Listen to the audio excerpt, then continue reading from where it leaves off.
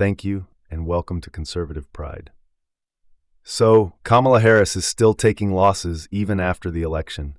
Not only did her campaign squander over $1.5 billion just to end up $20 million in debt, but now we find out what some of the crazy decisions were. This is Alice Cooper, famous host of Call Her Daddy podcast. If you remember, Kamala recorded a podcast interview with her right before the election. The problem is that instead of traveling to where the podcast is, her team decided to build an all-new set to mimic hers.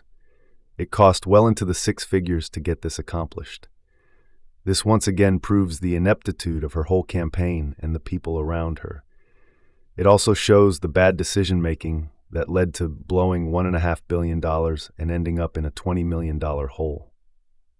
Let's take a listen to what Alice Cooper has to say about the situation. Talk about that. You did just interview the vice president ahead of this last election. You had tried to avoid politics. I did. Or at least you said you were trying to avoid politics. And then what happened? Did they reach out to you? Did you reach out to them? Yeah, they reached out. Both sides reached out. And you say both. So Trump reached out too? Oh, yeah, we had a Zoom call with Trump's team. Tell us about that. I wasn't on it. I was like, let me know how that goes. I wasn't on it. But they reached out, and I think the interesting thought for me was what I have built. I'm a very competitive person. Back to my athlete nature days, I'm like, how do we keep ramping this shit up? And although I didn't want to technically get into politics, I did recognize there was a larger conversation that was directly impacting my audience, right? Joe Rogan has a conversation. Right. He knows his audience. I know my audience. And it's a bunch of women looking for someone to advocate for them every single day. And I understand people are like, oh God, like you're going to focus the whole time on abortion. Yeah, I am. Because it's not about abortion. It's about women's right to their body. So I thought, why not have on someone that could potentially have a huge impact on our country? And so I did it. That was a mistake, Alice. You chose the candidate that doesn't care about women's right to choose. She literally promised all of you that she was going to reverse Roe v. Wade. That is a decision from the Supreme Court, and she alone can't change it. Unfortunately, women like you fell for the okie-doke from Kamala. At the same time, you said you weren't on the Zoom call with Trump as if you deserved a medal for it. If you get past whether you like the man or not, you would have recognized the opportunity you had to bring up those issues to the future president. Lastly, a woman choosing to unlike her fetus is not the number one issue to most Americans. I know MSNBC makes you all think you are the center of the universe, but the average man could care less if you want the right to erase bad sexual choices. With that said, let's see what she has to say about the Harris campaign. And it was fun. I'm actually curious, what did you think of the interview itself? I thought it was fascinating. It was the fastest interview I've ever done in my life. I was like, oh my God, I have 50 minutes. It was like 45 to 50 minutes with the vice president. And I like to get comfortable. Like I'm in it for 2 hours, usually just like lubing the person up, like hanging out, like we're getting cozy, okay?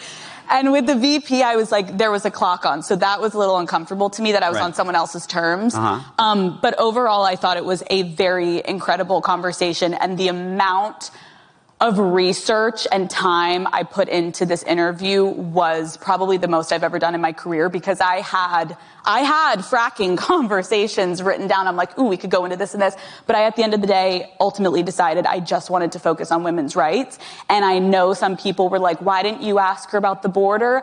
Go watch CNN. Like, I don't know. Like, I'm going to talk about what's helpful to my audience. There's a little bit of controversy about that podcast because you did it. Do you know about this? No, what? Because in D.C., this interview happened in D.C. Yeah. In a hotel. Yeah. Not in a hotel. It was like a random house. It was like random house. But apparently, you can tell me, they spent, meaning the Harris campaign spent like $100,000. I did see you that. know about this? It's hilarious. To build the studio. Yeah, that's not true. To make it look like it was the studio that you used in L.A. My studio that is gorgeous in Los Angeles doesn't even cost six figures. So I don't know how cardboard walls could cost six figures, but But do you think they did that? I mean, you saw Absolutely not. With love to them. Oh my God, it was gorgeous, but like, it wasn't that nice. It wasn't like gorgeous marble. Like, no, that was not 6 figures. Oh, yes, it did, Alex. According to countless news sources on the left and right, what are you really saying? Are you telling us that someone inflated the prices in order to launder that money? Or are you saying that they were so inept that they allowed a contractor to take advantage of them financially? Doesn't matter which you choose, it's still insane, isn't it? To add insult to injury, the interview itself is sitting just over 800,000 views since being posted. Compare that to Donald Trump's interview with Joe Rogan, which is sitting around 52 million. So yeah, you chose to back the wrong candidate. Not only was her campaign irresponsible with over $1 billion, but she wasn't likable either. Roll it.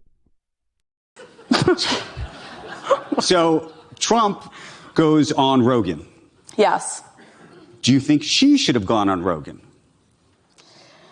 I'm not the vice president of the United States. Maybe one day. No, just kidding. I don't know. I think that's up to her. I think listen, I think we had a great conversation. I think she could have hung with him, but I think at the end of the day, they clearly had a campaign strategy that I wasn't in these meetings and I just did my job. Did you, have you ever gone on Rogan yourself? No. What do you think of what he does? Since you guys are basically head to head. Yeah. Do you feel that way? Do you feel like he's your biggest competitor? I don't think of Joe when I'm having my morning coffee every morning, but I'm very aware of the comparison in the media. Every single article probably that's ever been written about me. Okay, I think we've had enough. She is so full of it at this point. Joe Rogan is the biggest podcaster in the world. Of course, you've thought about that. The difference is that even though Rogan has a large male audience, he still appeals to some women as well. Your podcast, however, is for women and women only. This is going to limit your growth. We are aware that you are already one of the tops, but you'll never reach Rogan level until you appeal to both genders. Take that to the bank, Alex. We at Conservative Pride forgive you for making such a phenomenal error. We also wish you the best as your star continues to rise. Please do 2 last things for us before we go. Subscribe and hit the like button for us. See you next time.